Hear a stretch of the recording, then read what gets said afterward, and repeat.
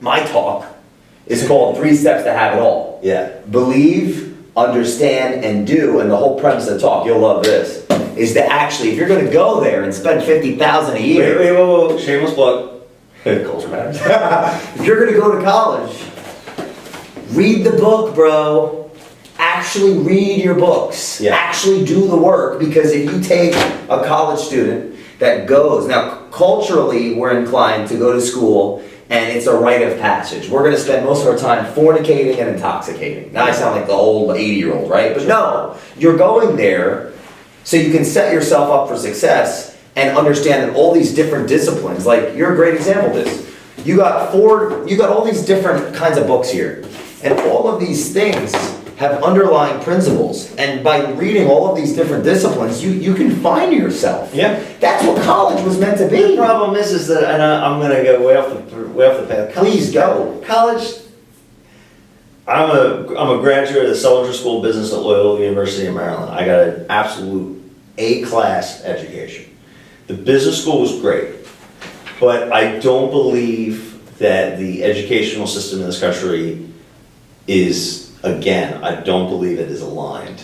It's like a stodgy old business. How can it be aligned when it's so much farther behind technology? Well, it's a government agency, so it's always, any institution is slow to change. Yeah. But this is the thing I would say, this is what I do say. I actually gave a speech at a high school in Montgomery County, and it was about college and getting prepared for college. I like that. They didn't like me. I can imagine that. I was never invited back because I was just saying, I said, learn, the thing about college, it's important to read the books, but I'm not entirely sure the colleges are telling the kids to read the right books.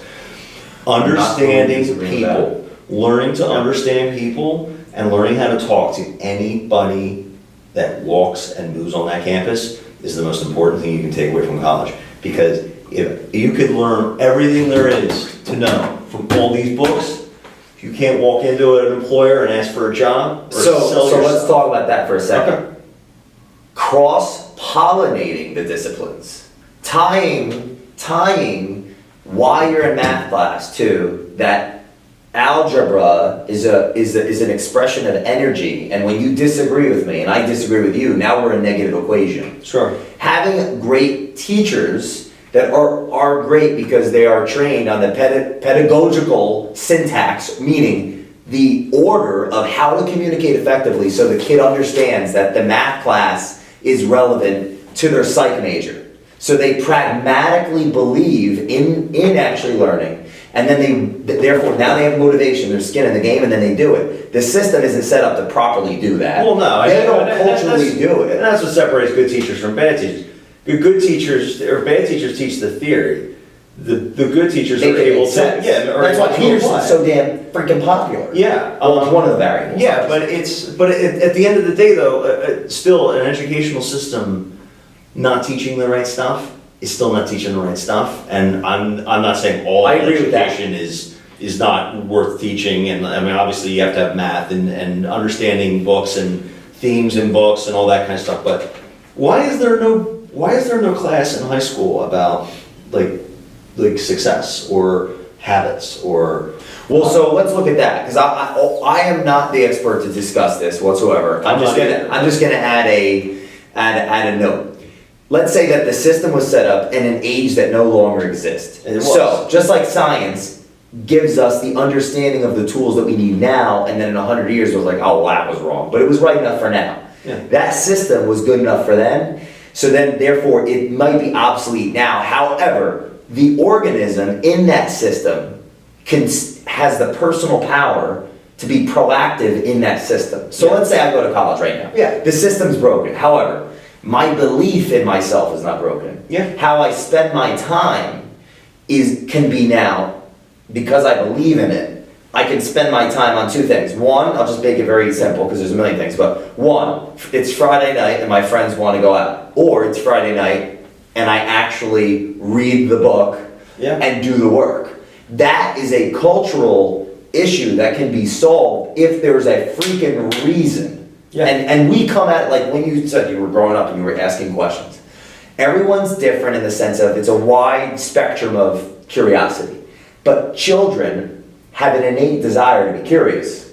And when they raise their hand in 5th grade and ask a question, a lot of them get told, shut up. Yeah. So then they stop asking questions. Yeah. And then they kill their conductor of that thought energy, which is their question. Yeah. And then they become zombies, basically. Sure. So there definitely is a system that it worked for what it was. Yeah. And it doesn't work now. The question is, what do we do about it? I want to caveat, because I'm sure the comments in this thing are, I can't wait. There'll be people sitting there saying, oh, yeah, he doesn't, we're like homeschooling or, and that's not what I'm saying. I'm We're saying, bringing you into the woods. I will leave it at this, is that there's a lot of stuff that school teaches you that you really just need to know. There's absolutely no doubt about it.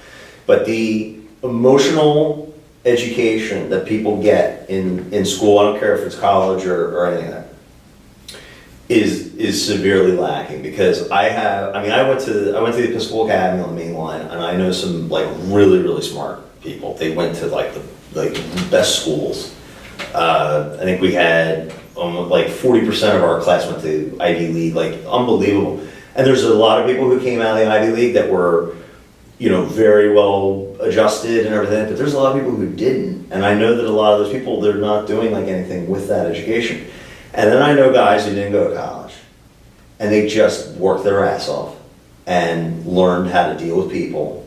And they know that 9 times out of 10, they're gonna be as prepared, if not better prepared for business settings, because. Well, 100%. I mean, if we took college and we stacked up all the books, you're paying a broker of knowledge. They're taking this book. This is what a college course is. They take the book, here's the book, and they're gonna do what you did, my friend. They're gonna highlight the parts they like, and they're gonna make homework, and they're gonna do a lecture on it, just like a little motivational talk, hopefully.